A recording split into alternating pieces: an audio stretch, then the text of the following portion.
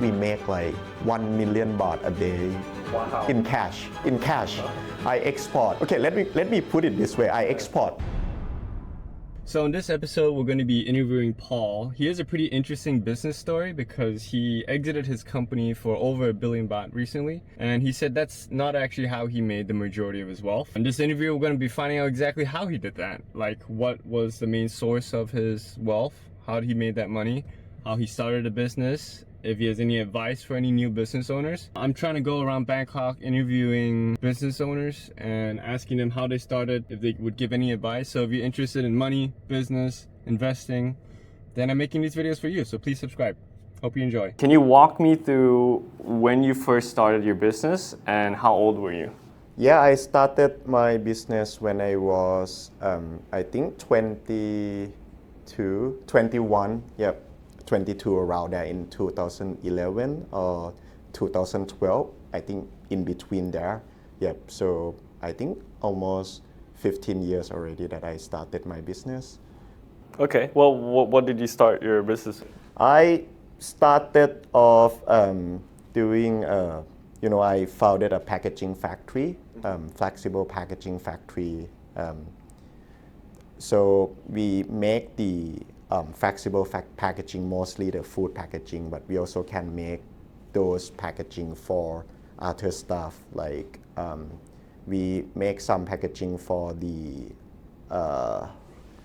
if I recall, we make packaging for the, the motorcycle. They need the packaging to wrap around the wheel, like those kind of things. So we make some of that for the automotive industry as well, but mostly we focus on the food package. Okay, and you started when you were 21. Right, 21 or 22, somewhere around there. Yeah. How did that idea come about? It's like starting a food manufacturing company. It's not really the idea. I was forced into that because, just if I give you a little background, I actually came back to Thailand because the family business was facing some issue during that period of time. Like we got, there was subprime, right? The financial crisis in 2007, 2008. And if you recall that, all the commodities went up in price. So we couldn't control the cost. Right. The raw material costs, they all went up. And the company was losing money. Then after we solved that problem, then in 2011, the whole Bangkok was underwater. There's a big, that's like a big crisis for our company as well, because some of the factory that we own just, got, they all went underwater, all the machine, everything just gone, right? So that really disrupted the business of my family, and we were losing money during that period of time. So when I came back, I was taking a look at the company as a whole, because we have few different functions that some of them is still working, and some of them we have to rebuild the factory. So I decided to rebuild the packaging factory with a new technology, because I can see that the main business, which is selling the liquid condiments to the fast food, like both domestically and we export as well, they are still growing. There's still demand for that. But what we face, the biggest issue during that period of time was the cost. The sales was not a problem, but the cost was the problem, because we couldn't control the cost of the raw material, and packaging is the largest raw material that we consume every single month. So by opening that factory, we should be able to save a lot of money. I think if I remember correctly, it's like 5 to 6 million a month in cost savings. So that's like, baht, right? Yeah, baht. So 60 million a year. Wow. That's $2 million if you use the exchange rate during that period. So that's how I got started. I wasn't really looking to start a business, but I was forced to start one. Yeah. So just to understand, or just to clarify, Yeah. the reason why you started a business was to save costs and control something where before you couldn't control, such as the cost of materials, right? Right. I decided to start that business to actually save the family business as well, because when I got started, the things that like one of the first thing that I did was to start looking into the financial statement and restructure a lot of debt with the financial institutions, and like present them the plan of the new factory that we need to build to service the main business. So yeah, that's how it got started. Okay, that's interesting because a lot of times, especially with the new generation, when they want to start a business, they don't really start a business because they have to. But in your case, you started a business because you saw a problem with, I guess the what is the business term for it? The chain? What do you call that? There's a problem with your vertical chain. What do you call that?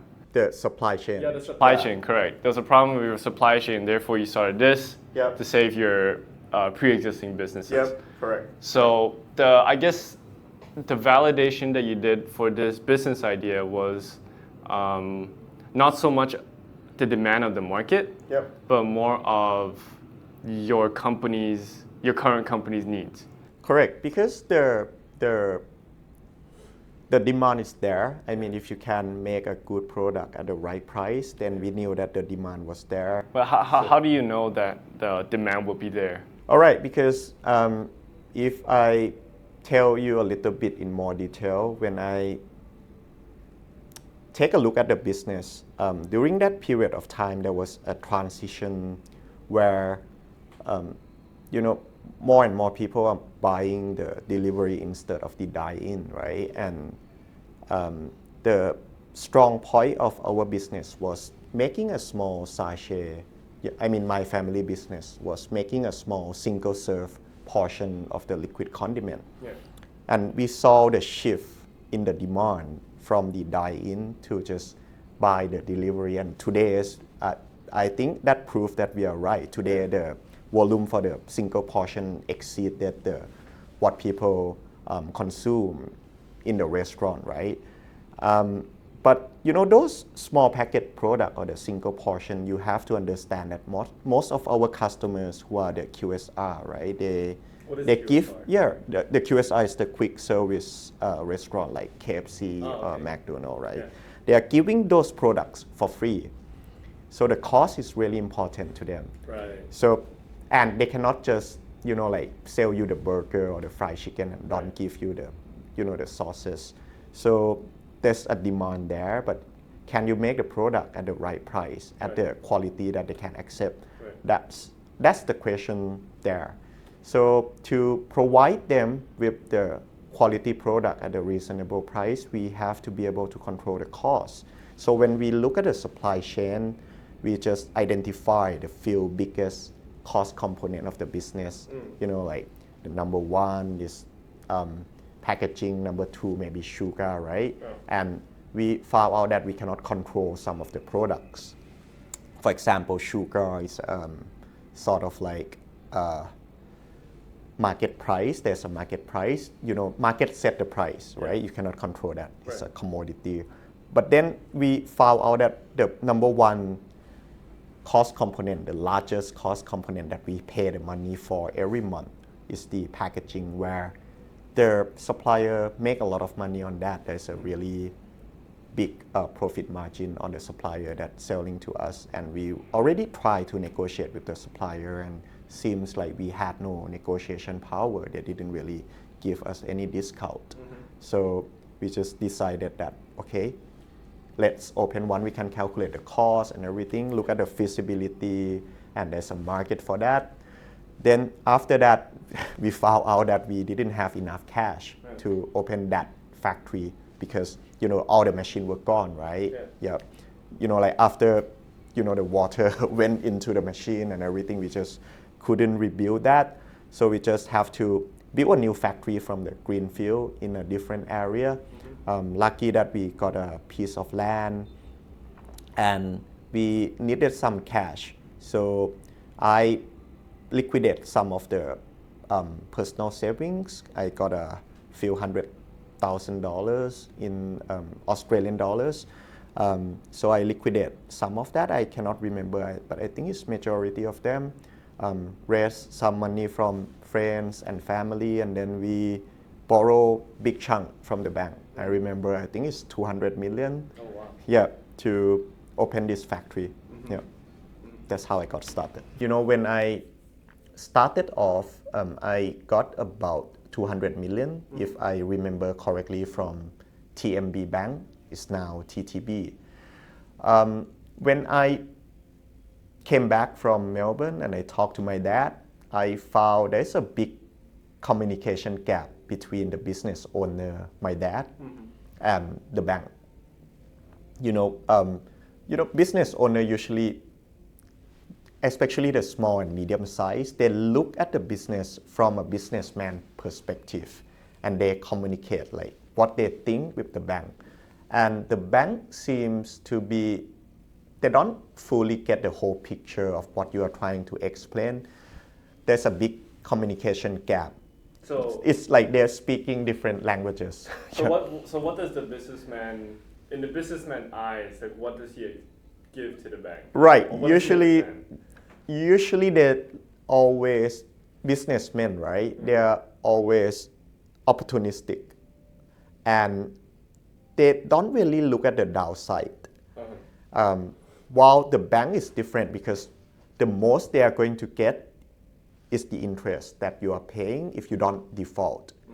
So you have to be able to show the bank that, even if this project doesn't go well, there's still sufficient cash, or there's a second plan, or those things. They just look at it from different perspective, especially if the business owner doesn't really understand about accounting. They don't have a accounting background. It's going to be really difficult talking to the bank. And I find there's a big gap, and that might be the reason for Thai small and medium enterprises, that they do not get enough funding from the bank compared to the corporate, where you hire the professional CFO and the investment banker to negotiate with the bank, because the small and medium enterprise, they don't have enough resources to do that.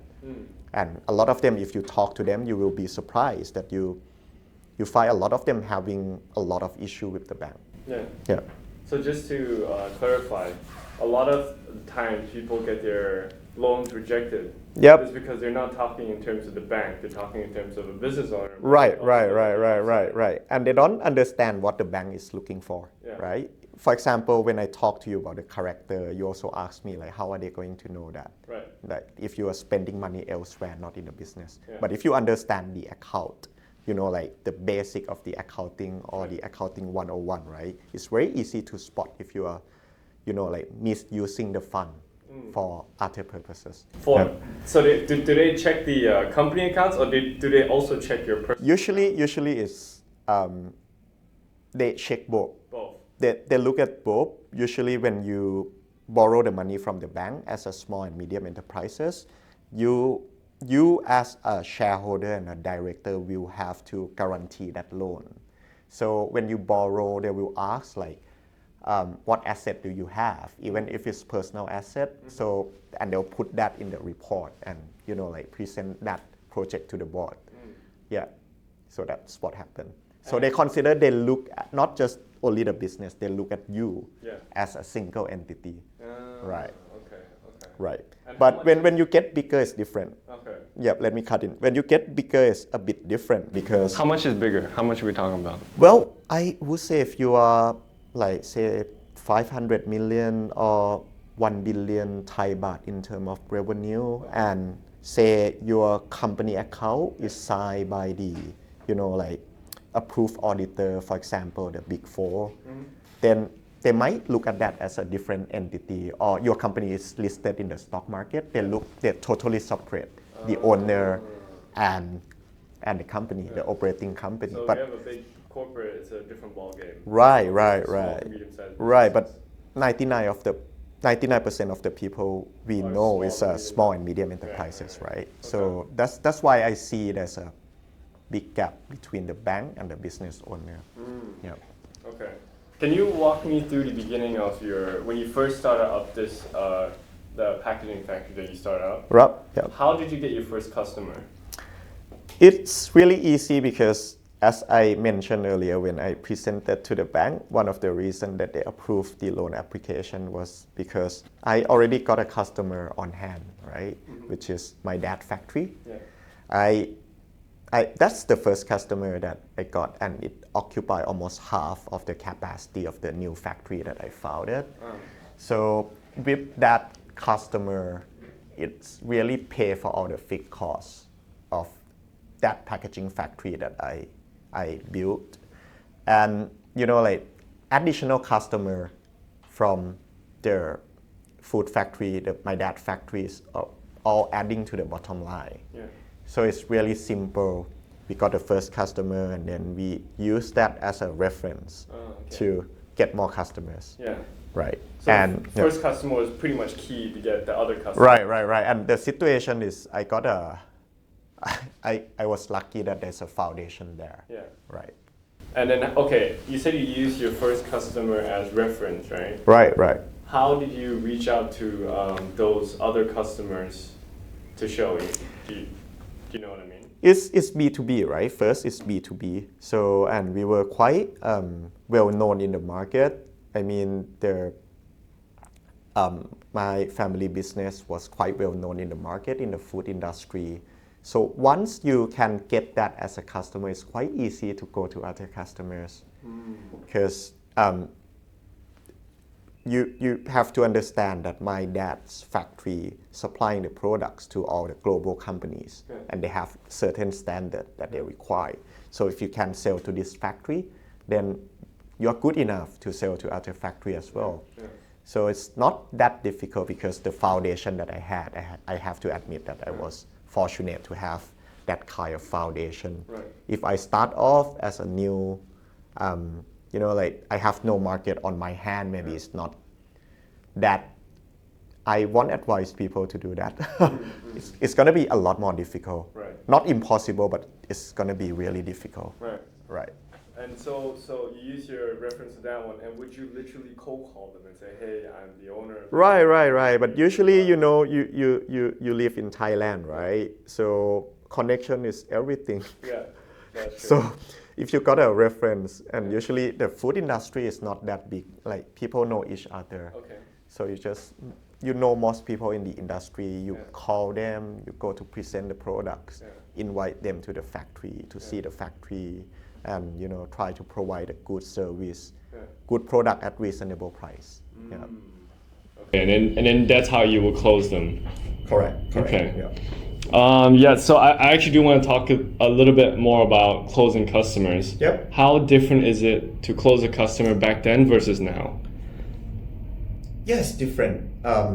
Because during that time when I was running a small company during that time, right? I was running a small factory with a revenue of like few hundred million, 100, 200 million. So I was one-man show, I look at the operation as well, I look at the sales, I go to find a customer myself. That's really tiring, but it was fun. I mean, I learned a lot of things doing those activities, like everything in the company. But right now it's different. The company turnover is like few billions. We have like 10 sales. One guy look after the export. One manager look after the domestic sales. We have more than like 10 sales people. Yeah. So it's totally different. I usually set them a target and let them approach the customer. Still visit the customer sometimes, but only the key one, or the new customer that I see as a big, like this customer has a really big potential to buy a lot of products from us.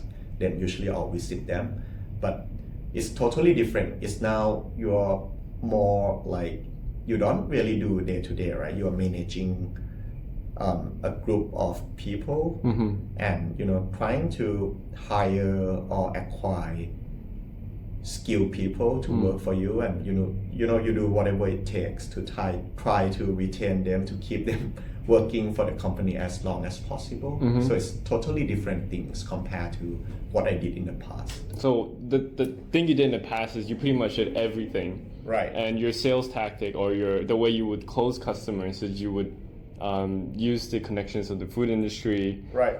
You would show them the factory, you would give them a good price, Yep. and then most of the time they're closed. Yeah. But now the way you kind of close your sales is you manage the team rather than go out by yourself to get these customers. Right. It's totally different. And one thing, because I am a sales, right? I'm a sales guy, right? I work in the commercial area for like more than 10 years. One thing I see, if I could advise the younger people, is that when you're running a B2B business, it's really important. You have to understand the pain point of the customers. And not just selling the cheaper product and undercut the price. That's not sustainable over the long term. It's a lousy business when you do the price war like that. I give you an example when I got into China, and that's really a big market and big business for us. I look at the regulation of how they import the sugar. One of the items that the Chinese, usually China is really efficient, low-cost producer in most of the products. But there's one item that they are paying a lot more expensive compared to other food manufacturers in the world. And that item is sugar, the sweetener. And when I saw that, I asked myself a question: why are they paying a lot more expensive compared to other food manufacturers, food factories in the world, right? And when I look at the regulation of that country, they ban the import of the sugar. They put a really high duty on sugar. So I saw that as an opportunity that, like the pain point of the customer, the Chinese manufacturer, the factory of the world is expensive sugar, and they cannot import it. Then I started reaching the food manufacturer in China. For example, ice cream factory. I saw the biggest one, who are the Yili, Mengniu, those factory. Approach them and offer them to do a premix. You cannot export the sugar there, right? But I can mix the sugar with the milk powder and export the products there. The tax, I cannot remember exactly, it's already a few years and we no longer doing that business, but I think the import tax during that time is like 100% or 200% for the sugar. When we mix a little bit of milk powder and other things in there, it becomes 0% because there's FTA, the free trade agreement between Thailand and China. So I got a really huge market. That time, I think if I remember correctly, we make like 1 million baht a day. Wow. In cash. I export. Okay, let me put it this way. I export 20 to 30 container every single day. Wow. To China. And you know what? We use a lot of sugar as an ingredient, right, at the factory. And when you buy the sugar, you got a 50 kilo PP bag, and then you put the sugar there. Usually the bag you throw away, right? Or you sell it. I remember that we just selling the bag, the sugar bag, the PP bag. We earn about 1 million a month just selling the used bag. Really? Right. Wow. That's how big the volume. And we made like 1 million a day in cash, like easy, just fighting the pain point of the customer. Of course, that business did not last long. Lasted for like a year or two, and the Chinese government found out what I did. So they banned the pre-mixed product as well, right? But we already made like a few 100 million. Just looking at the pain point and think outside the box. I think that's really important when you approach the business nowadays. right. So how did you get how did you come to get this information about this pain point? Would you talking to the customer, or did you just read up on it? Yeah. I read a lot. I read a lot, and because when you work, right, then you meet a lot of people, then you talk to them. You talk to the supplier, you talk to the customer, you learn from them. You ask them question. For me, question is really important. As a businessman, as an investor, I think you have to ask the right question. And you will learn a lot of things. And I learned a lot of things from supplier and the customers. And lucky that I work with a lot of global companies, like Nestle, Unilever, KFC, McDonald's, and I learned a lot from those customers. Talking to them, ask them the question, and think about like solving the pain point of the customers. So I think a regular meeting with these guys really important. Yeah, and you have to think about like what they say, and can you solve those problems? Can you provide like any value proposition to their problems? If you were to recommend a person that's just starting out a B2B business, what advice would you give that person? Well, the pain point is really important. And I think you have to find your specialization. Okay. Like what you can provide that other people don't have, cannot provide. It could be a very small business, but very profitable business. For example, I haven't started it, but I see opportunities every day, but it doesn't mean that I have to take it. I give you an example, like right now, I'm in the investor. I have a lot of high net worth people who are high net worth investors in Thailand, and like with these new tax regulations that they are discussing, they are trying to tax capital gain tax for the Thai people who invest their money overseas, right? Used to be tax free, right? And now they're trying to tax everything.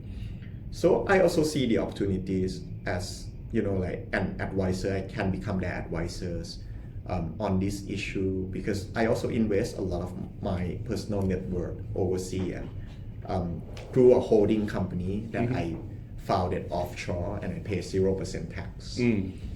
Legally, it's tax planning. I'm not like breaking any law. Like this kind of opportunities could be a niche market that something about, and how to do it so well, and that like you have the credibility that when you get into the market, people will trust you. And like this kind of opportunity that I tell you is like registering register the company offshore, right? And then use that as a holding company. You can make money on every single activities. You register the company, you get the fees, right? Then you have to help them open a bank account for that offshore company. It's not easy. You can charge a really high fee on that. And after that, every single year when they renew the offshore company, right? You can collect the fees on that. It's a sticky business, recurring income, and like you have no cost. If you start that kind of B2B business, could be you alone and one assistant, small office, right? No capital required, but you need a good credibility, right? You need to be a good person that people trust you to do this kind of things, right? Right, that's actually pretty smart. I like that idea. I'm not doing that. Saying it's an idea that I'm giving you an example. I like that example because you have to leverage your skills. Right. And then I think the point that you brought up of credibility is also very important. Right. You need to look at your strength. I think it's really important, and most people got it wrong. Really, when I look at my younger self or other like young people, and I look at them, and when they make the decision, they keep fighting on things that sometimes they have no competitive advantage. But as I grow older and I look back, right, I totally disagree with those things. I mean, if you have a choice, you have to look what you are good at. And of course there'll be things that is really, the reward is so huge, right? But you yourself do not have the advantage to compete in those games. I think the question is really important. You have to ask yourself, what is your strength? And if I'm getting into this game, am I going to win it? And if I win it, what's the reward? As I grow older, I don't pick a game that I do not have an advantage. I only pick a game, if I can, right? I'll try to pick a game that I have more than 70-80% chance of winning that game. Yeah, and of course the reward must be attractive to play that game. But most people keep fighting in something that they don't even have an advantage. Like when you start a business and you go into some business that you have no advantage at all over the competitor, it's gonna be tough for you. Yeah, right. That's true. Can we talk a little bit about the journey that you did to sell your business? Yep. Can you walk me through when you decided you were going to sell? Like, right. What thoughts were going through your head about, okay, now's the time to sell? Yeah. If I tell you this, maybe it's going to surprise you, but I wanted to sell the business since the first day that I invested in this business. Okay. Right, because my background, actually, I started investing before I started doing a business. So I told myself that, the business that I started is going to solve my family business. And at the end, there must be an exit because I'm not going to be doing this for the rest of my life. Well, during that time, there are two options for me to exit the business. First, if I IPO, right? Get listed in the stock exchange. Or second, I sold the stake, the majority stake or the whole stake to any investors. So I told myself since the first day, only two options. At the end, right, when I started the business, we solved the problem in the family business as well, and my factory, the operation is already stable. We merge everything together and we look at the opportunities. Like we talk internally, it's time for an exit already. So I first we were trying to explore an IPO route, right? And then we found out that the company wasn't really big. So if you got listed, then the liquidity in the market won't be huge. You won't be able to sell the whole stake in the market. So that did not really answer the question of I'm trying to get the cash out to diversify, to invest in something else. So the first option wasn't the best for our family. And I think this is another thing that most Thai people have, I don't know how to say that, they have sort of emotional attachment to the business. Most of them will feel that if they IPO, right, they still got the control of the business. They are the owner of the business, even though they don't own 100% anymore, right? So most of them try to go that route.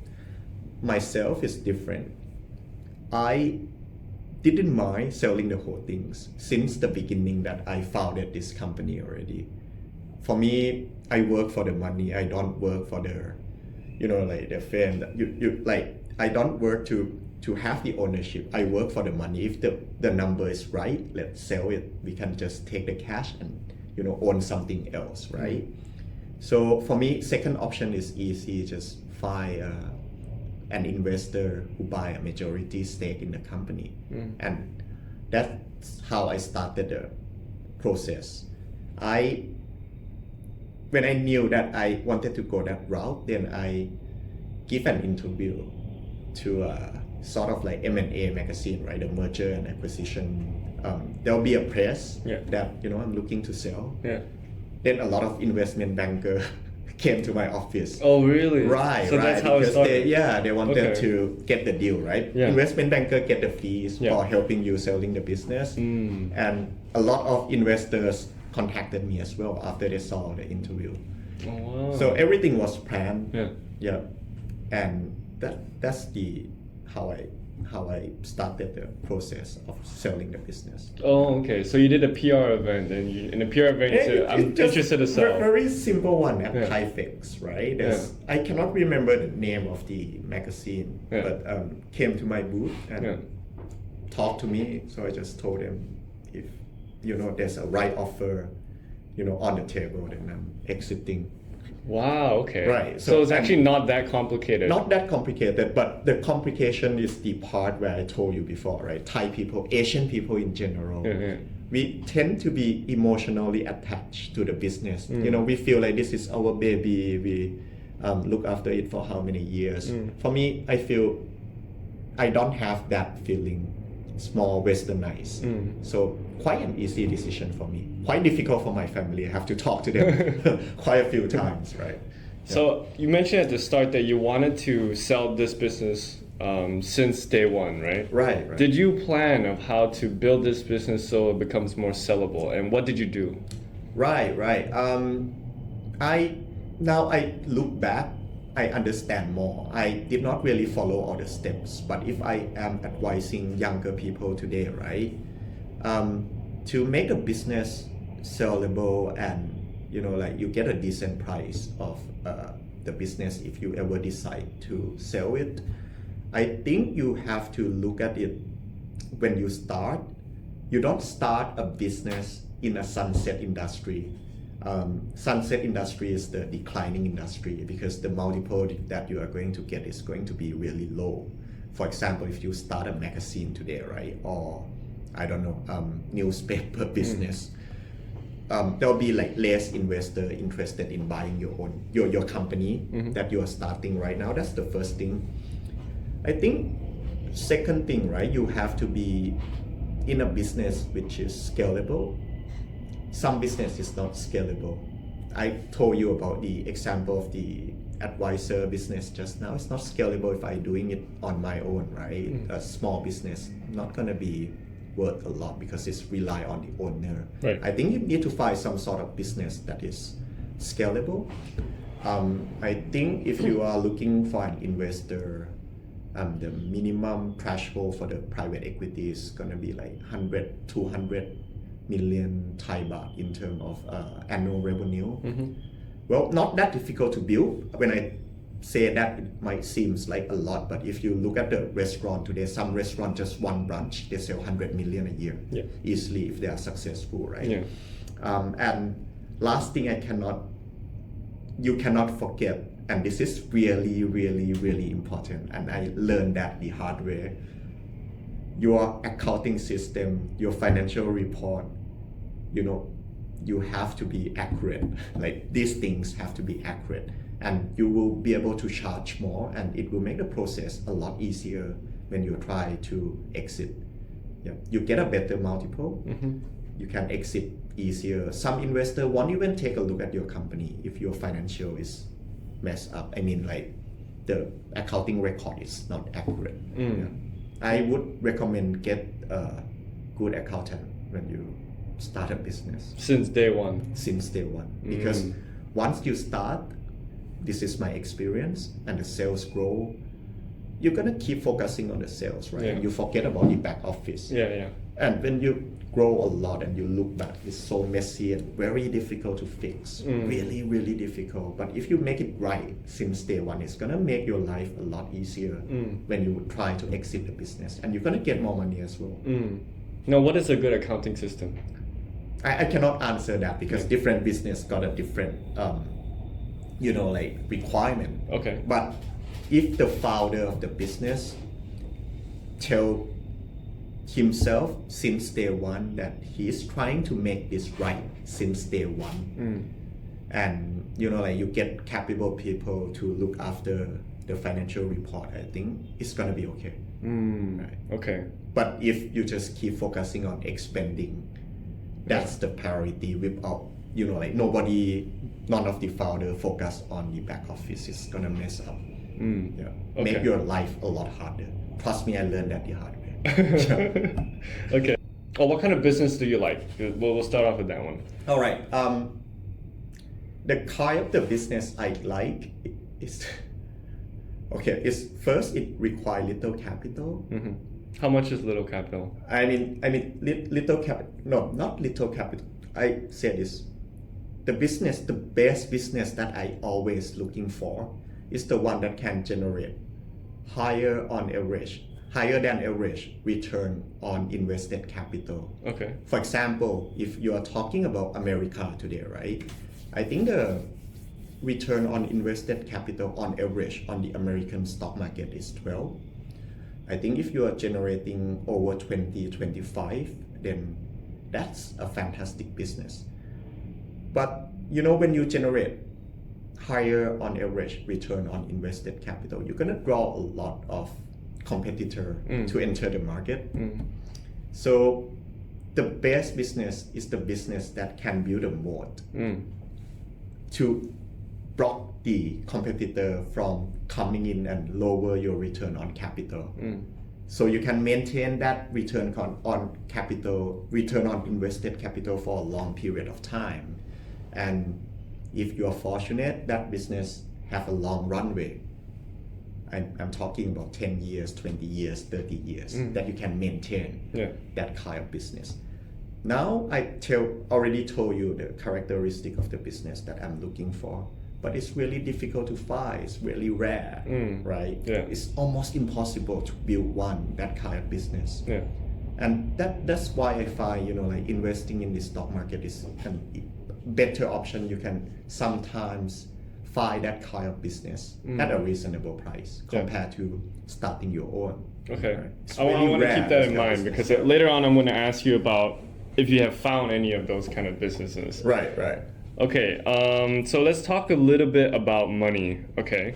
Because I feel like a lot of entrepreneurs, they don't really know how to pay themselves. I mean, you hear online, okay, I'm making 500,000 baht per day or per month. Yeah. But how much do they actually pay how much are you supposed to actually pay yourself?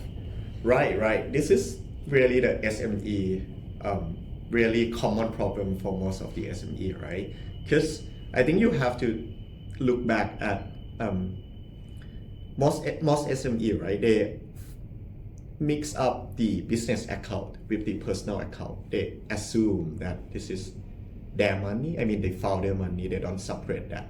So I think it's really reasonable when you start off, if you take my advice seriously, really please set a salary for yourself, at a reasonable rate, the market rate, depending on the size of the business. Yeah. For example, I give you a really simple example. If you open a restaurant, and you're generating 1 million a month revenue, you have to look at the salary of the manager of the restaurant, right? That size, I don't know in the market, maybe 30,000, 40,000 per month for the manager of restaurant that size, 1 million a month revenue. That's where you should pay yourself. And you should never take the operating cash in your business to pay for your daily expenses. Never do that. The only way to take the money out of the business is to dividend it out. So that's another thing, right? Could you explain a little bit about the dividend part? The dividend part, right, is say you have the reasonable rate of salary that you pay yourself every month, right? That the company can sustain, right? Then imagine if your company is making profit every single month. At the end of the year, you will have some cash. Say that same restaurant, for example, that's generating 1 million a month in terms of revenue, and you make a profit of, after you pay yourself a salary of 200,000 a month. So over the year, right, if you rounded the number, approximately you make a 2 million net profit, right? Say you make 10%. of 20% margin on that revenue, right? You make 2 million a year. Then at the end of the year, you can make a decision to retain those cash in the company and open a new second branch or second restaurant, right? You can take that 2 million, get some money from the bank, open a second restaurant, or you can just decide if that 2 million will be distributed out of the business to the shareholders. Okay. So that's the way that you make a decision. And when you make that decision, it depends if what's your required rate of return. I mean, the return on capital that you can make by opening a second restaurant, comparing to dividend it out and you invest the money elsewhere. So the situation is going to be different. But most people mess up when they manage a small business. They just mix themselves, money, personal money, company money, and they just keep spending and feel like, okay, this is my money. Company money is my money too, right? And at the end, when you look back, sometimes, all the money gone and just buy a lot of unnecessary stuff. You have to be really careful on that. Yeah. Okay. And how much do you think is a livable income in Bangkok right now? It really depends. I think if you are single living in the area which is not expensive, I don't know. What do you think? 20,000? If 30,000? you have to pay rent and you're living in Bangkok for a comfortable life, probably around 60. Comfortable. Yeah, comfortable. If you're talking about comfortable, 50? Yeah. I don't know, 50, 60. Yeah. Yes. I would say around there. If you have to pay rent, that is about 20,000. A really comfortable one would be like 100,000. If you get 100,000, I think you get a really good life in Bangkok. Yeah. Right. If So you don't spend money on unnecessary things, then you are quite happy. So okay, let's say we'll put it in my situation for just so you can give me advice so it's more meaningful. Right now, I'm making about 100 to 120K net. Yeah. And I have no operating costs since it's just all me. Yeah. So how much money do you suggest I take out of the company, or should I pay myself based on market rate, which is difficult to pinpoint? Determine, right? Yeah. So I think in your case, right, if you're running that card business, first thing I'll give myself a salary that I can live on. I don't know about your expenses, and everybody has different kind of financial planning, but I don't know, 50,000, and the rest, really, I already told you, it depends. At the end of the year, you decide. If your business is not capital intensive, you can even dividend everything out to your own pocket, right? Because you have no staff to look after, and you don't plan to expend. Like doing something, you're not planning to build a studio or things like that. So it's not a capital intensive business. I think this kind of question is really the people who are running a capital intensive business is going to be a lot tougher compared to people like you who don't have a lot of fixed costs.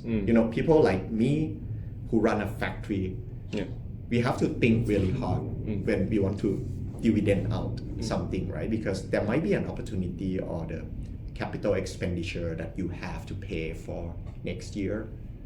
But for the asset-light business, it's a lot easier question. And that's a better business to be in, to be honest.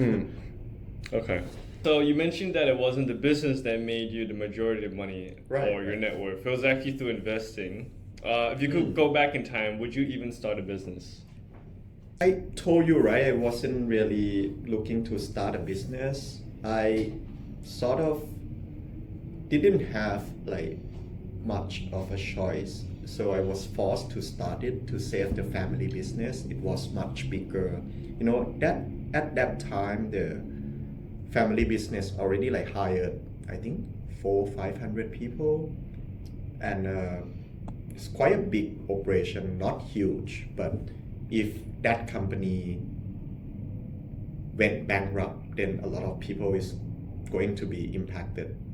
So I really had no choice. And my dad put everything into the business. It's his baby, his legacy. And that time when the business got into trouble because of the commodity, like the fraud, everything, right? So I had no other choice but to start that company to help save the family business, and also negotiated with the bank for the debt restructuring and other thing for the family business as well.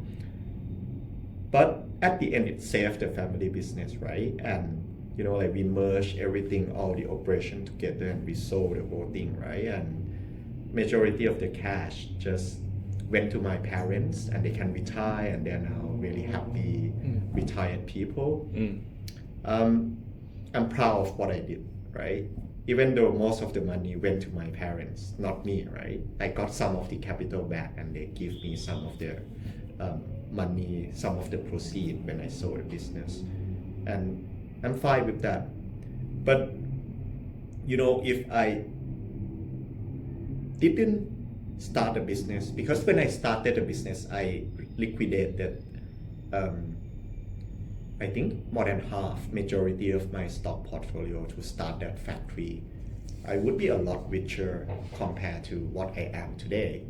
But still, I think if I could take a time machine, right, and go back and make a decision again, right, if I can get rich and the family business went bankrupt, and my parents will be like staying at home, feel like they fail at life and not happy compared to what happened today, that like everybody is happy. I'm not that rich, but I'm comfortable. They are very happy retired people. I would choose this part, that starting my own business. Every single day, man, just every single day. I'm proud of what I did. Yeah. So I think there are other things, right, in life, and I think not everybody, but the Gen Z today, especially when I look at them and talk to them, I think they get it wrong, right? A lot of them trying to accumulate the wealth as much as possible. I think there are many other aspects in life compared to just accumulating the wealth on the paper and feel happy about it. Like the relationship with the people around you, and it's important to have money, don't get me wrong, it's really important, and having more money make me happier in terms of I feel safety, there's a safety net if something happened to the people I love around me, that I can take care of them, right? But having a lot of them will not help you achieve that kind of happiness. There are more things that you have to consider. For example, your health, the health of the people around you, or the relationship with the people that you love. I give you another example of what I'm talking about. I found out few months ago, right, in August, during the Mother's Day time, that one of my cats, I have a few cats and I love cats. One of my cat was diagnosed with the kidney disease, and the doctor told me at that time that he only had few more months to live. And like I have a few $100 million in the bank account, not in the bank account, in the portfolio, and I make more than $1 million per month every single month. But all the money that I have cannot just save that cat life. And when I received that news, I was shocked, and everything just stopped. It doesn't matter how much money you have in the world, you cannot save his life. And things stop, everything. So that's what I'm talking about, that there are other aspects in life, right? The relationship with the people you love, the health is wealth, right? If you accumulate wealth until certain level, like say for example in Thailand, I think you have like 30, 40 million, $1 million. If you are single and you are living alone, no operating cost, no fixed cost, you have a pretty comfortable life. The rest, like after the 30, 40 million, I think it's the bonus of life, that you can enjoy more things. Like I say, you can travel on a business class when you go like overseas, or you stay in a luxury hotel, but you won't get much, what do I call them, marginal happiness from doing that, right? Say for example, you just upgrade from economy class to business class. Maybe the happiness is quite a lot, but when you upgrade from business to first, you find no utility in that, right? So I think having enough money to a certain point is important, but having a lot of them will not help. And going back to that question, that's why I'm telling you that I'll do the same. Nothing will change. How much is enough money in your opinion? Yeah, as I told you that if you are living in Bangkok, so 30-40 million if you're single. Yeah, $1 million if you have no obligations. You don't have to, like, you finish your, I mean, you own a house, you own a small car, like decent car, not the one that you drive and brake every time. It's gonna be shit. Yep, and you have like 30 or 40 million in liquid assets that generate enough income for you to spend every month. I think that's it. Now, do you need a lot of business? Do you need a lot of money to start investing? No, not really. I mean, and it's never too late to start investing. When I started off in 2011. If I'm not mistaken, I started with, I think, 5 to 10,000 Australian dollars. Oh no, I started off in 2007. I'm sorry. During the subprime, right? I started off with 5 to 10,000. I couldn't remember exactly. It's the money that I saved since I was young. We are Chinese. When we were young, we got the ang pao money, and we saved that, right? So I opened the broker account when I was like 17 or 18, right? And I started investing with 5 to 10,000, and during that period of time, I was working in a restaurant, deliver the pizza, and after I finished the first year in uni, I started giving tuition, like financial mathematics and those subjects that usually the Asian kids are better to the first year students. So I earn extra income. I think 2,000, somewhere around there, 2,000 a month, Australian dollars. And instead of saving that, I used that 2,000 to invest. And I got really fortunate, right? I don't think I could repeat that if the market condition wasn't in 2007, 2008, because the economic crisis in America hit the whole world, right? But if you live in Australia, you did not get any recession at all, because during that time, Australia exported a lot of commodities to China, because Beijing was having an Olympic, if you remember. And China is growing at 10% a year, right? And Australia is relying on the Chinese economy during 2007, 2008. So they didn't really get impacted at all. But the stock price went down like more than half. A lot of opportunities in the market. So I got in during that time. Even though I didn't pick the right stock, I still made a lot of money. So when I graduated in 2010, 2011, my portfolio grew to like, I think that time it was worth like $500,000. Oh wow, Australian dollars. Yeah, right. So. And how much do you commit to putting in every month? I think it's 2,000. Sometimes I took money and buy some stupid things, or like go on holiday. But usually 1,000 to 2,000, because I was fortunate, like my family is well-to-do, right? And I still got the money that my parents sent to me. Right. Yeah, every single month. So that money, the extra money, went straight to the investment account. Right? And I buy. Once in a while, I buy stupid stuff as a young kid, right? Spend on alcohol and things like that. But most of them goes straight into the investment portfolio. But it's not that much if you think about it, right? If you work in Australia, you started off with like say 10,000 and you contribute 1 to 2,000 every month. Even if you are living and working here in Thailand, you can do that.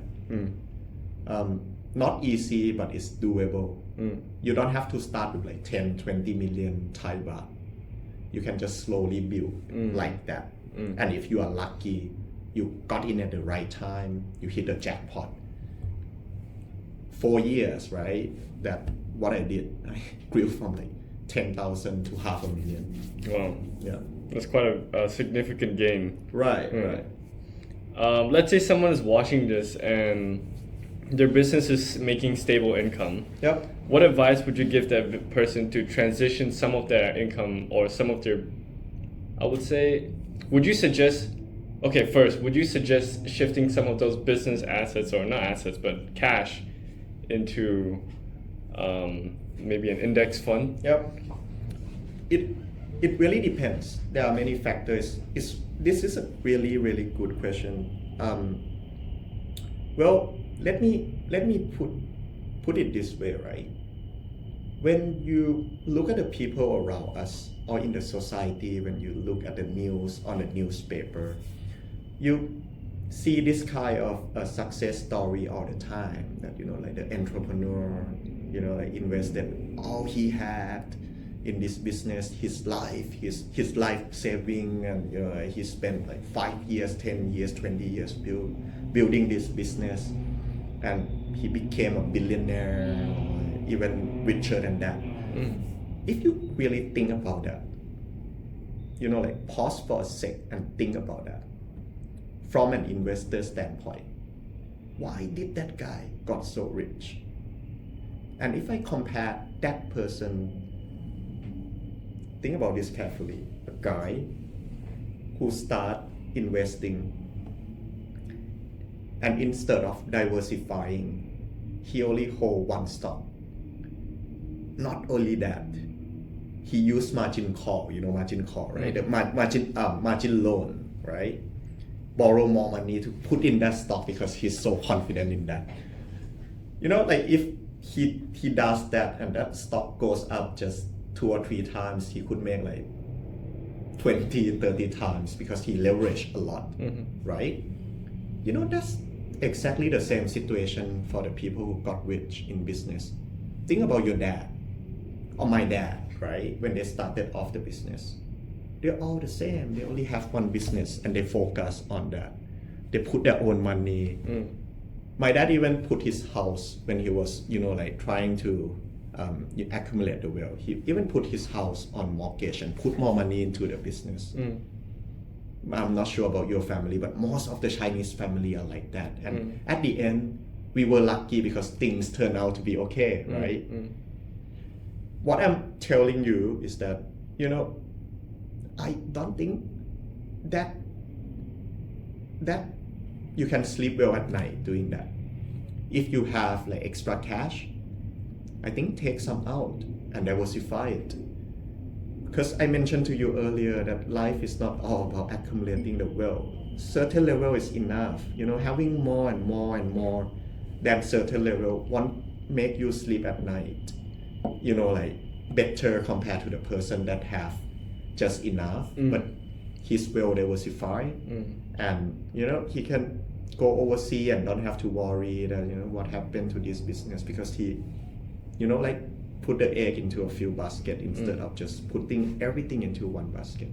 So that's my opinion. Would you suggest that person to buy an index fund or do stock pick? It depends.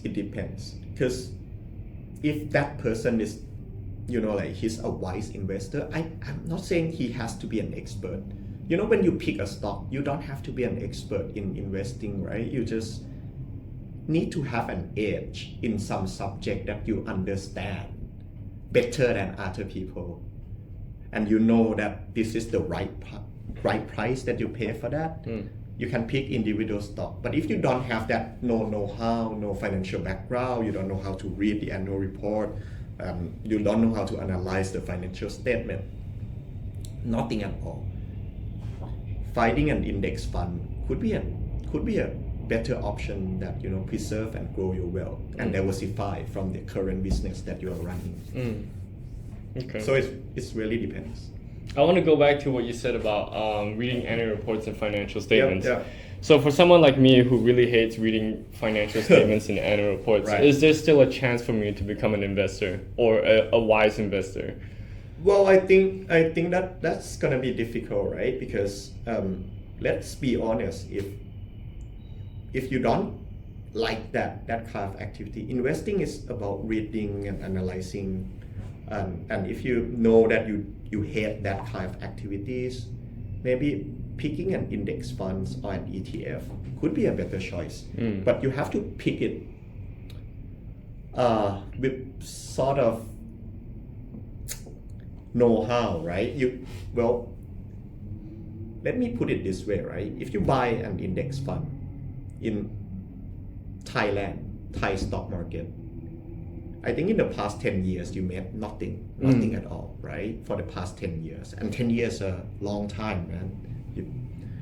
So I think when you pick an index fund, if you are that kind of person that you don't like to read and you know that this is not my cup of tea, right? I have other skill, but this is just not my cup of tea, right? Just buy an index fund in a country that's still growing really, really quick. And when you look at the future, you know that this country is going to be there, right? They are going to be a superpower. When you look at it from 10 years from now, 20 years from now, you know that they are going to be better and bigger. I can give you an example, India, right? If you think about India, they're still so small, their economy compared to the potential of their people. Come on, man, if you look at the CEO of the S&P 500, many of them are Indian. Yeah. Google and many other companies, a lot of them, right? Their people have the potential. They have a lot of natural resources. And they have a really big market, and they innovate, they work really hard. I'm talking about country like Vietnam that I personally invest a lot of my personal money into that, because I believe that they are going to be so much bigger in the next 10 years. Or even country like the America, where like all the innovations, the technology still, they create most of the innovation and the technologies in today's world, right? If you invest in those countries, in the largest company of those countries, I think you're going to be doing okay. And you don't have to pick individual stock, you just pick a basket of the largest corporations in those countries through the ETF and the index fund. So pick index funds on countries that you believe that would grow within the next 10 years. Right. If you're not, if you don't like reading annual reports. Right. When you pick a country, there are only 3 aspects that you have to consider. I think first thing, quality of the people in that country, right? You can see clearly when I talk about quality of the people, China, Korea, Japan, India, the IQ of those people are really high, right? Yeah. And that you cannot change. It really depends. Vietnam is quite high if you look at the PISA test score, right? Yeah. Second thing, natural resources. Some country doesn't have quality people, but they have a lot of resources. Yeah. Could be like petrol or like natural resources like Australia, right? They have a lot. The mining is so huge, right? That one, if you have these two, and if you have the third one, right? That's what America has. Free market, free economy that allow people to compete, allow company to develop and compete, right? So America has everything, right? They have a lot of people migrating, and the people who migrate to America are genius usually, right? And they have a lot of natural resources, big countries, and they have a really free market economy where like people allowed to pursue their own self-interest. Because if you have these first two, right, you have the people, quality people like South Korea and North Korea, you see, natural resources. But one country, South Korea, free market economy, and another country, North Korea, they have exactly the same thing, same piece of land, right? They're connected. but their market economy doesn't exist in that market, then you are screwed. Yeah. So I think when you pick the country to invest in, you just have to take a look at these three, right? And buy the index funds in a few countries that you believe in. I think you're gonna be okay. Okay. So how many countries should I split? Like let's say I have let's say 100,000 to invest every single month. How many countries should I split for that 100,000? If I were you and I don't know how to read financial report, right? Yeah. Or just I'll just take India, America, and Vietnam. Maybe I split one third. Right? Okay. And maybe even add China. Right? China, I still believe that I respect the Chinese people. They work so hard. They're smart. Yeah. Right? And I do business with the Chinese people. I think you know that they work really, really hard. Yeah. Yeah. Yeah. And I believe that they can overcome what they are facing. Yeah. Yeah. So I would pick this four. Okay. So I have a couple friends who say their main source of income is through day trading. I'm always super skeptical about day traders. Should I believe my friends when they say that they are really good at day trading? Yeah, I don't want to, that's not my specialization, right? Everybody got different way of accumulate wealth. And but my way is not day trade. I invest for 5 years, 10 years, right? Hold a stock for a long period of time. So I cannot comment on that, but if you really take a look into people who day trade, it's not all of them are successful. I would say they are successful one, right? Even richer than I am, more successful than I am, but a lot of them, lose their house, things like that. It's really different because when you day trade, it's really a zero-sum game, right? While you invest in a good company, then you own something for a long period of time. So I just feel that I cannot use that strategy, or I will never apply that strategy like on my own personal money. But I cannot comment on other people who apply that. Okay. What do you look for to determine if a company is worth investing in? Right. Well, there are a few things that you have to look for, right? I already told you like what kind of business that I'm looking for. It's a company that can generate higher return on capital for a long period of time and can sustain that rate of higher return on capital for a long period of time for at least 10 years, 20 years down the road, right? That's one thing, right? But you have to understand that, picking those companies alone will not make you rich if you pay at the wrong price, right? So investing in a great companies could be a bad investment, or investing in a bad company could be a great investment, right? If you think about it. So I think you need to know how to analyze the business. That's first thing. Second thing, you have to buy it at the right price. If the quality of that business is so good, right, then the price matter less. But if the quality of that business that you are investing in is so, then the price become really, really important. You need a bigger discount to provide you the margin of safety. So can you say in terms of like, this is a bad business, this is a good business? Right. What are the criteria? Right. I can. The business that I'm running is quite a bad business. Now, why would you say that? Okay. I always use this all the time when I analyze the business. We went to MBA together, right? The 5 forces model. That's the first thing that they teach in every single business school. You have to look at the 5 forces. First, does your company have competition, have negotiation power over the customers, right? For my business, my customer is global company. I don't have any negotiation power over them. Do I have negotiation power over the supplier? no, I buy all the commodities, market set the price. I don't have any competition, negotiation power over them. And if you look at the dynamic of the business, there are so many people competing for the small market. It's a very tough market that we are competing in. You know, everybody competing based on price. And if you look at, but my business is still not so bad because it's very difficult for the new guys to get in, right? If you look at that. But I think if you apply that to your ice cream factory that you sold to the investor, then you understand what I'm talking about. So when I invest in a company, I try to avoid that kind of companies.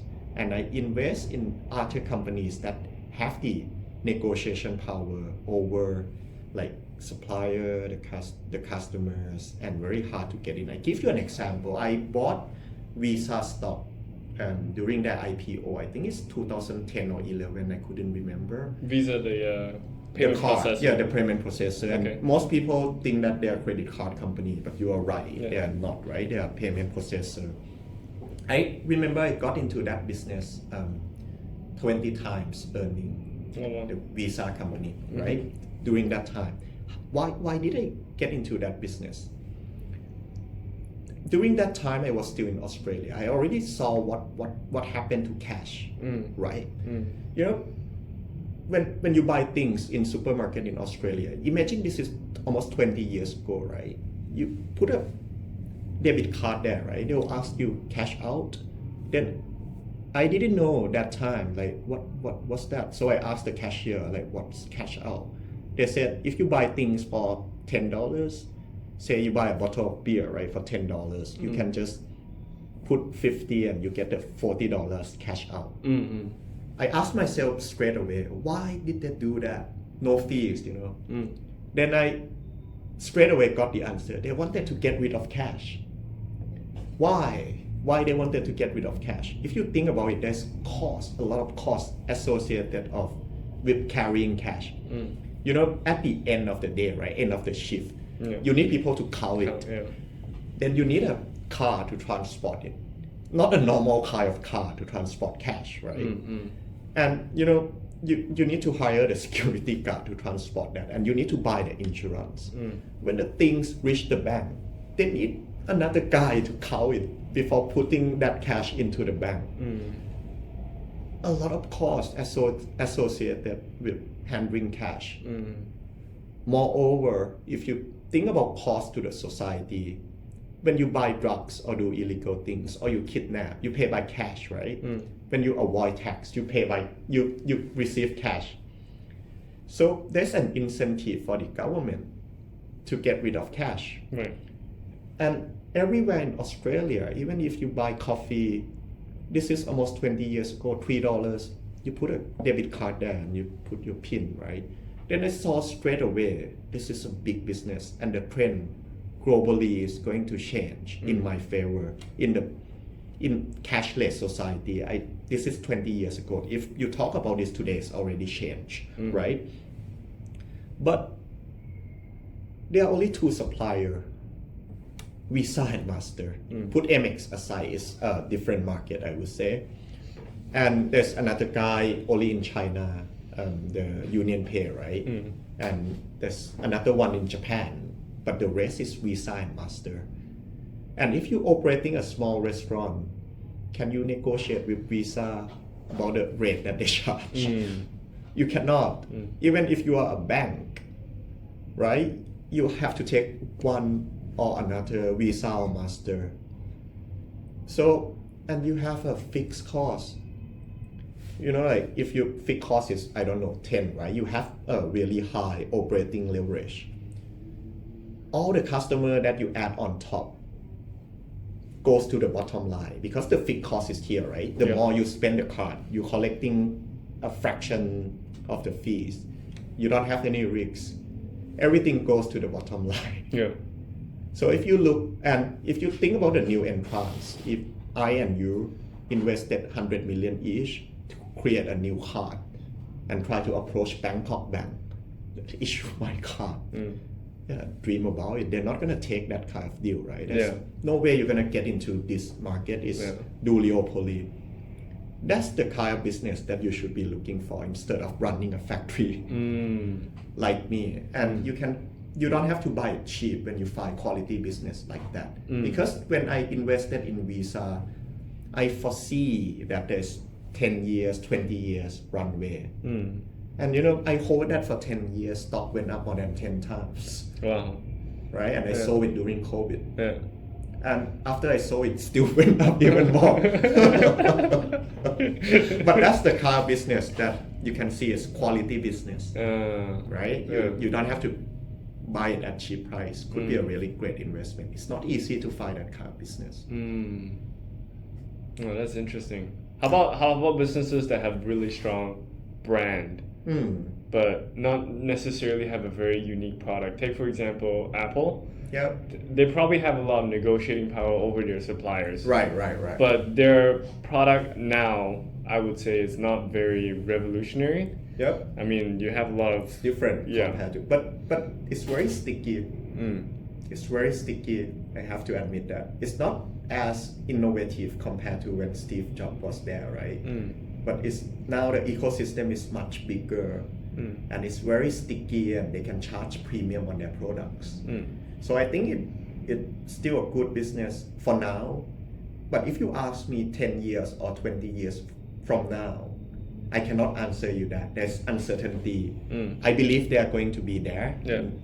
Not like, it's not going to be like Nokia, right? Because they have the ecosystem. Right. I have the iCloud and a lot of cats photo on the iCloud, right? I don't want to change to Samsung, right? There's a switching cost.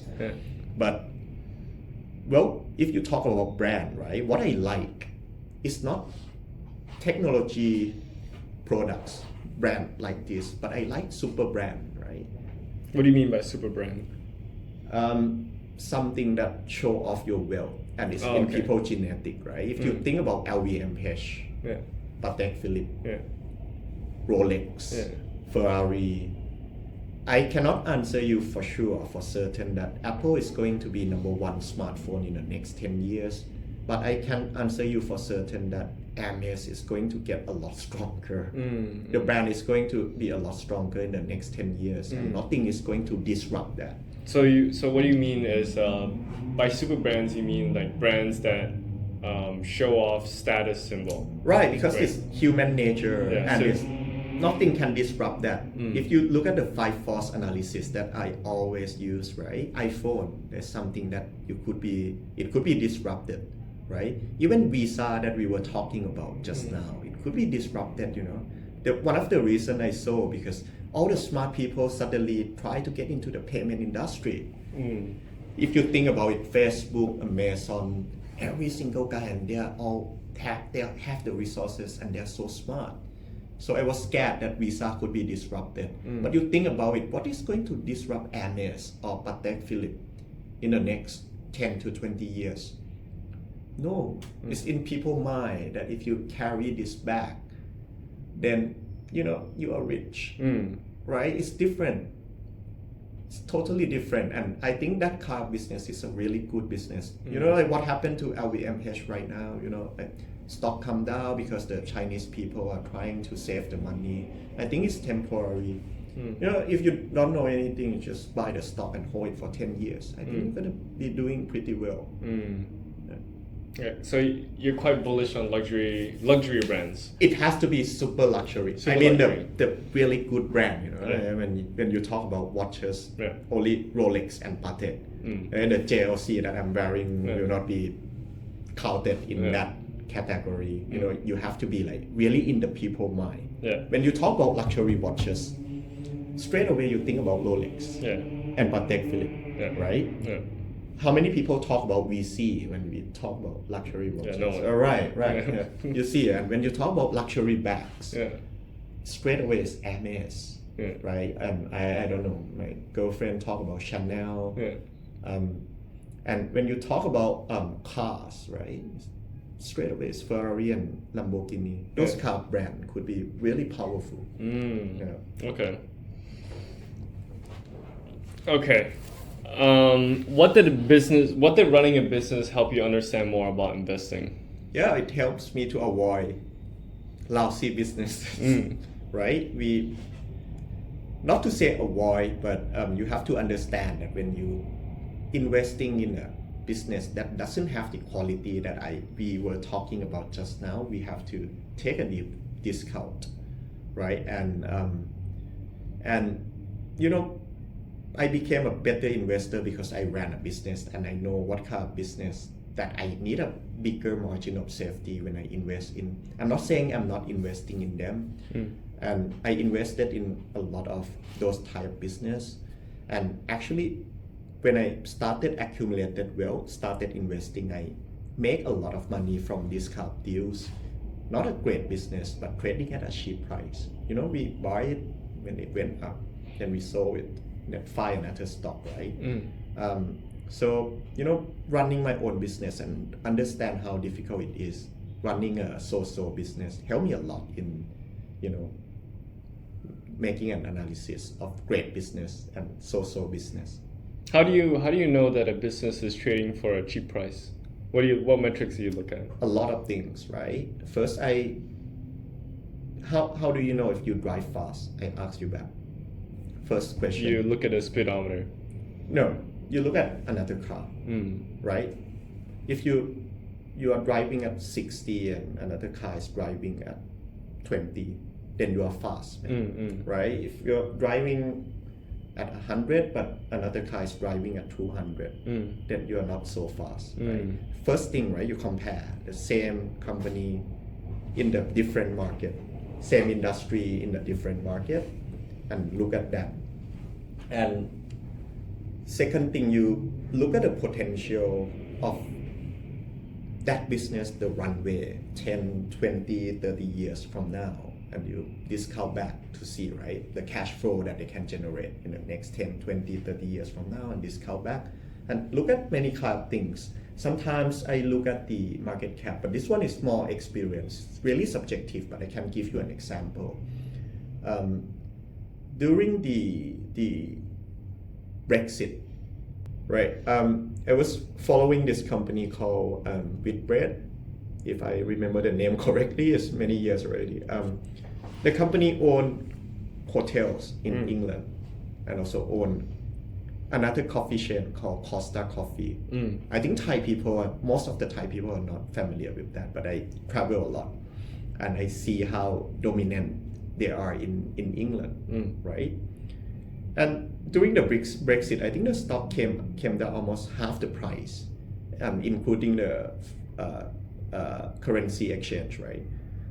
And when I look at the hotel that they own and they operate, they're not going to get impacted a lot because the pound sterling depreciate against other currencies, so more tourists will be going there, right? And I look at all the hotels that they own and I try to revalue all the hotel, right? And I found out that I can buy the hotel at a discount. I think, I cannot remember the figure exactly, but I think 20 to 30%, and I got Costa Coffee chain for free. And Costa Coffee is number one chain in England, and they are expanding into China and Europe and, you know, all other places. And at that time, if you look at Starbucks, they are trading at almost 30 times multiple. So I was thinking that, you know, like if you are looking at a growing company, coffee chain, at least you have to give them 15 or 20 times multiple if the number one is trading at 30. So I bought that stock and I hold it only for a few years. And you know what happened? Coca-Cola took over Costa Coffee. Oh, wow. Right. So the stock went up a lot because they saw the value, the same way that I saw, right? That there's some hidden value in there. So I exit the business. So that's how I determine if the price is right. Yeah, you have to. There are many ways to look at it. You know, the assets, the ability to generate cash, the market capitalization. Another example I can give you, if you look at the airport stocks, right? And the market capitalization of Thai airport AOT is 1 ล้าน I don't even know how to call that, 1 trillion Thai baht. And if you look at country like Vietnam, where they have more population compared to the Thai, right? They are like 100 million, I think, in terms of population, and their country is so long. To travel from Ho Chi Minh to Hanoi, if you drive, it takes like more than 20 hours. But so you have to take a lot of flight, right. And the people are getting rich, and the airport is so profitable in Vietnam too. But if you look at the market cap, the value of the whole company is just 200,000, 5 times less compared to Thai airport. It's no-brainer, that if nothing change, you hold every other things, like other factors, and you just look at the operating business. The one in Vietnam has to be bigger because they have more people and people are flying more, right? But the market cap is like 1/5 of what happened to the Thai airport. That's another way I look at things. I compare, I look at cash flow, I look at quality. Certainty of the cash flow is another thing. So it's more like an art than a science. You have to combine many other things to determine if you're buying at the right price. So it seems like a lot of your analysis is based on relativity. Right, correct. And I say this all the time to people in a world where we live in today, right? If you ask me why I do quite well in life compared to people at my age, it's not because I'm the best or the most skillful, right? I'm just trying to be in the place where I'm a little bit better than other people, right? And if you really think about it carefully, I think it's the strategy of life that you have to really focus on, right? I say, for example, right, if I seldom invest in America, there's some stock that I hit a 10 backers like Visa, or there's sometimes that I make money in the American stock market. But if I go to America and invest in technology stocks, I'm gonna be competing with the Ivy League graduate who are 10 times smarter or even 100 times smarter than me, right? And I'm not even good at technology, right? It took me 10 years to start using iCloud or even more, right? And who am I to compete with those guys, right? I have no advantage at all. Even if I go to China, there are a lot of smarter people than I am, and they work harder than I am as well. But if I go to the Philippines or Vietnam and invest in those stock markets, I already know what happened to Thai economy, which is more advanced. And I know what kind of company is going to be big in those two countries in the next 10 to 20 years. And that people don't know yet. You see, like picking the arena you are playing in, picking the game is really important, right? You're gonna say you box, I box, right? Are you gonna box with Mike Tyson in his prime? Or are you gonna box with, like the no-name boxer?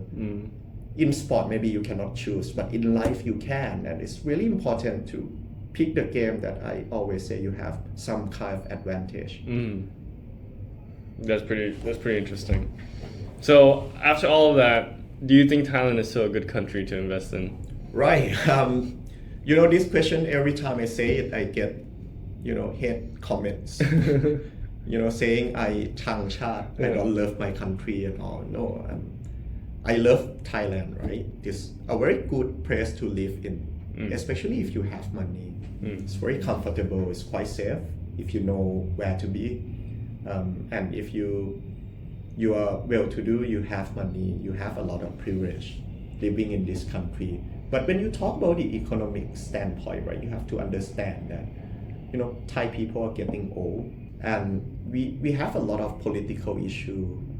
The market is not so free. There's a lot of unfair monopoly in the market. And when you look at all these factors, if I just graduate from university today, or if I am advised my younger self, I will not invest a single cent in Thailand.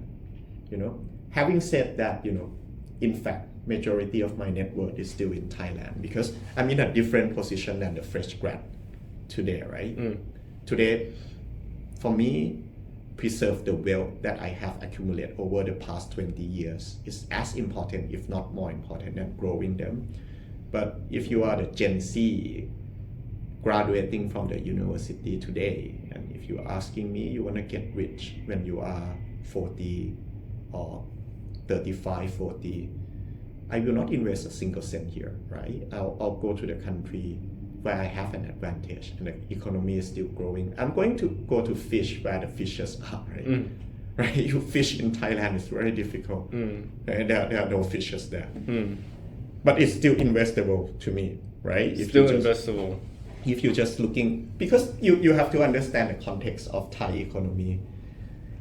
You think about the large corporations when we were born, right? We are almost the same age until right now, right? You don't see a lot of competition. If you look at America, the largest top 10 company in America, right? If you think about in the past, used to be the GM, the GE, those companies, right? Yeah. Then at one point in time, it's like JP Morgan. Sometimes in the past is what used to be IBM, right? Yeah. Not a single company we were talking about is on the top 10 right now. Yeah. And if you look at the next 10 or 20 years, it's all changed because the market is free, right? The competition is so intense. But when I talk about Thailand, right? If we grow up here and we look at the top 10, never change. Still the same company, right? So the competition is different.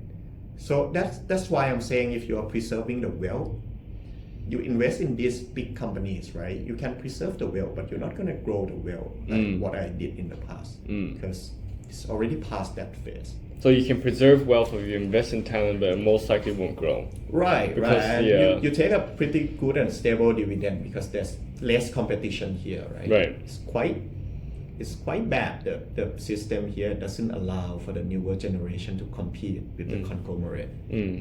If you think about China, how can somebody like came off nowhere, like the Pin Tua challenge Alibaba, Yeah. right? Yeah. Right. And Hai Di Lao came off nowhere, Right. something like that. Yeah. It's just different things. Yeah. Okay. Sometimes, Okay. yeah, by luck, maybe. We're gonna move on to opinionated statements. So right, you right. can This agree. is opinion, Yeah, agree, disagree, and then you can put your comments on it if you have any.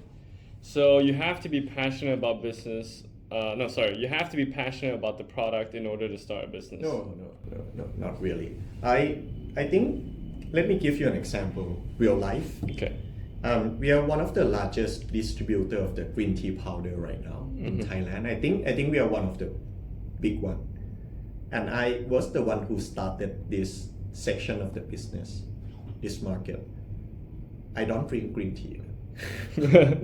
But I saw the opportunity. I saw it's blue ocean and there's some opportunity niche market in here. And I saw that the bubble tea was growing and there's no big player who dominate this market.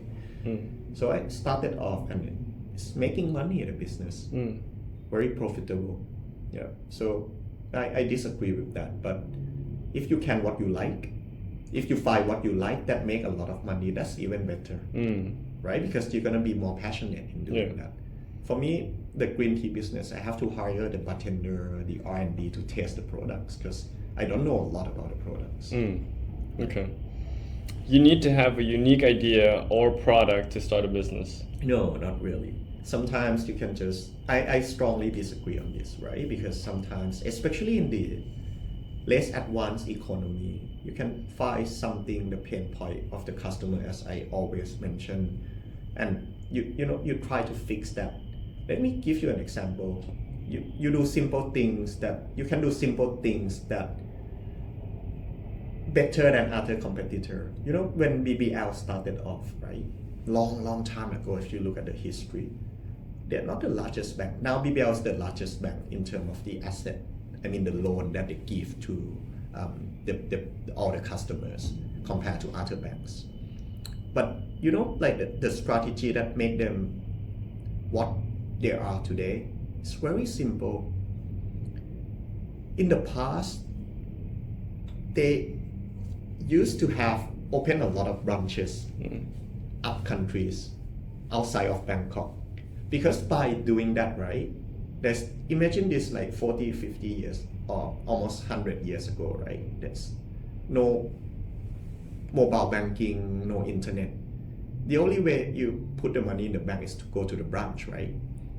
So BBL knew that, and they just keep opening branches in upcountry. So they got a really cheap funding from the people outside Bangkok. So they have the capital to, give the loan at the lower cost than competitor. And if you look at the cost of fund of BBL today, it's still lower than the competitors.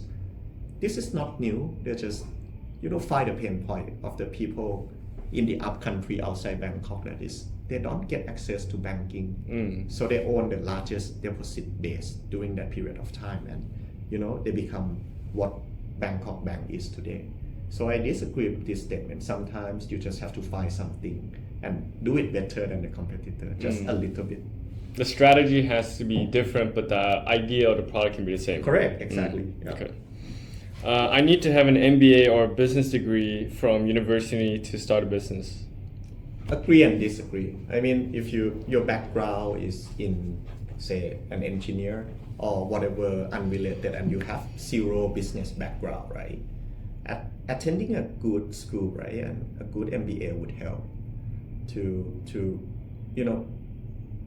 make you understand more about the commercial aspect of the business, and you will learn a lot more things about accounting and other things, how to analyze the business, the 5 forces that I talked to you about.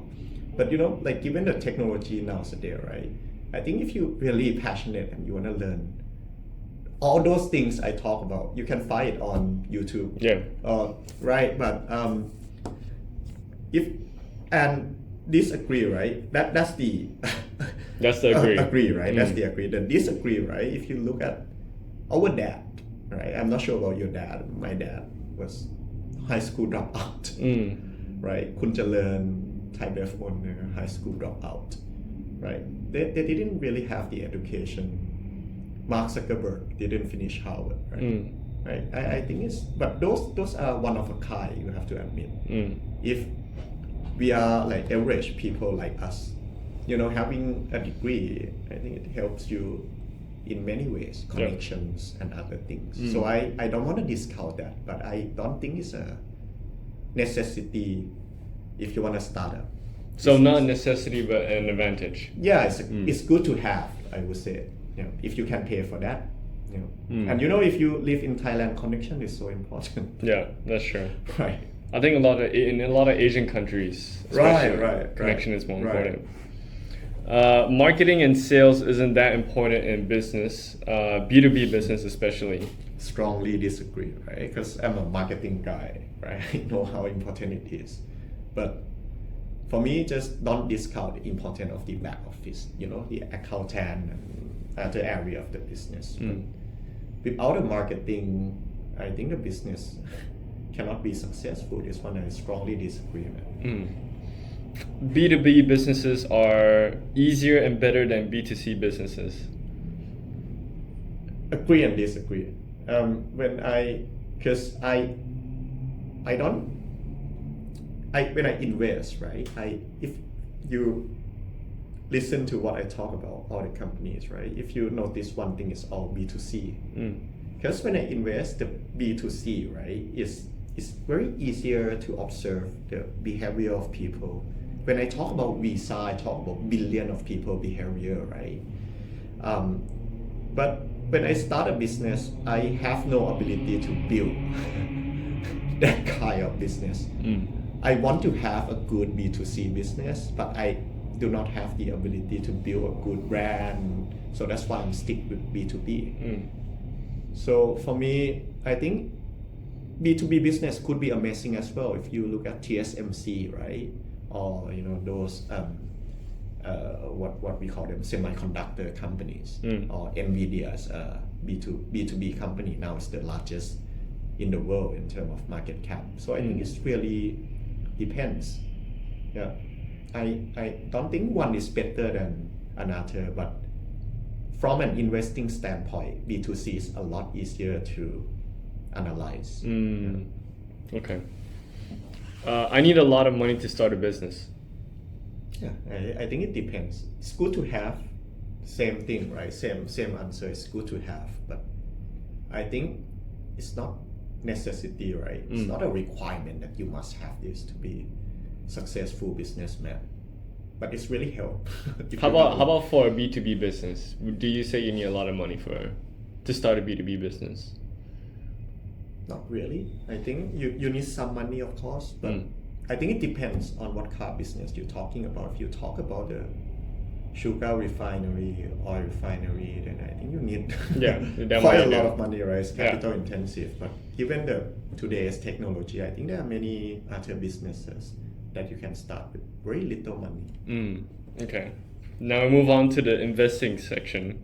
Right. Bitcoin is a scam. Right, agree, 100%, right? But this is my opinion, right? I think the world will be a better place without Bitcoin. I mean, if you look at, people always claim that it's gonna replace the currency. To me, right? I tell them forget about it, right? I wanna go out and buy a beer today. Nobody gonna take the Bitcoin from me, right? Even if I wanna buy theข้าวมันไก่ today, right? Go out, nobody take the Bitcoin, right? I cannot tell them I'll give you the Bitcoin and you give me the chicken rice, right? But if I wanna think about this, if I wanna buy drugs, right, from the what they call, I saw in the Netflix dark web or whatever, right? They will gladly take the Bitcoin from you because they cannot trace, right? So I think in a way it encouraged that kind of activities, and I disagree with like this concept of having freedom of transferring those wealth without accountability. I think the world would be a better place without it. But the blockchain, I agree with that. I think it's here to stay, right? It's an important technology you can adopt that in different area in business, and that would help a lot. But the idea of Bitcoin being a global currency, or it's a asset worth investing in long term, you think it's a scam? Not a scam, but it's not going to disappear. There will be use. As I tell you, as long as there are like a lot of illegal activities, and it's very difficult to trace. Those people will use.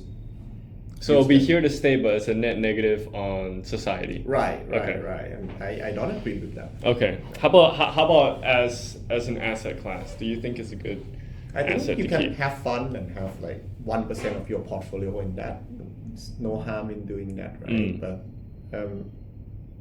nobody knows the value of that. Nobody. I need to be richer. I need to be rich in order to start making significant amount from investing. Right. It's agree and disagree, right? Because if you make 10% of 100 million Thai baht portfolio, you're gonna make 10 million. That's a sizable money. But if you make 100% on 10,000, it's only 10,000. But if you don't get started, then you're not gonna have 100 million. You have to get started somewhere, right? I already told you the story that I started off with 5 to 10,000 and I slowly contributed a monthly income, right? With the hard work and everything, I think you will get there eventually. And along the way, you can enjoy it. It's not that stressful compared to, running a business is a lot more stressful compared to investing. You can't beat the market. No, disagree. Especially in the market. Well, in the US, or the more developed market is very difficult, quite a lot more difficult to beat the market for a long period of time, right? There'll be some period of time that you spot an opportunity and you can beat it. But for less efficient market, I'm talking about the Vietnam, the Chinese, even the Chinese market, the Philippines, and the Korean market. I think these markets, there's a lot of mispriced securities trading in the market. If you understand the business and understand the concept of value investing and the margin of safety, I think it's not that difficult to beat the market in less efficient market.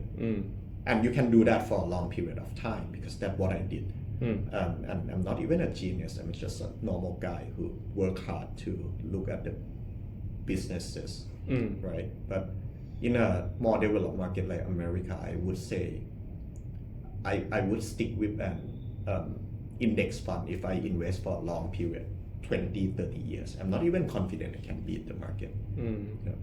There'll be some opportunity though. I mean, in some period of time, like during COVID, I made quite a big amount of money in American market. Yeah. But over a long period of time, I don't think I can. difficult. Right, difficult but not impossible. But not impossible. But over a short period of time, very possible. Right. Okay. Now is a bad time to start investing. Then when is the good time? I think you have to start somewhere. If you're not confident, just start with this small amount, right? Start learning. Get the skin in the game. If you don't start, right, when you read the news, when you analyze it, it's gonna be different. Trust me. Once you get your skin in the game, right, it's gonna be totally different. You pay more attention to things, like what happened to the company, like this kind of news come up, and then you start analyzing, is it positive or negative, how big is the impact. But if you don't start, then you just read the newspaper and don't think about it, right? Or maybe you don't even read the newspaper, you just look at the Instagram or the Facebook, right? Yeah. Right. So once you start investing, world news starts to become more relevant and interesting. Right. Correct. And not only the world news, right? You look at politics, you look at many other things, and you start to accumulate a lot of knowledge into the library.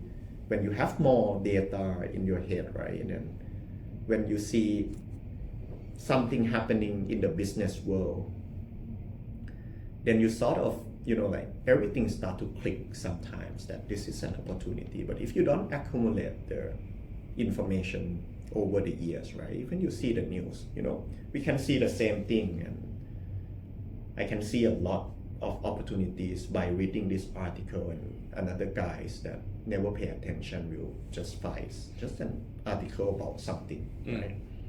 So I think it's better to start now and start accumulating the knowledge about the businesses all around the world.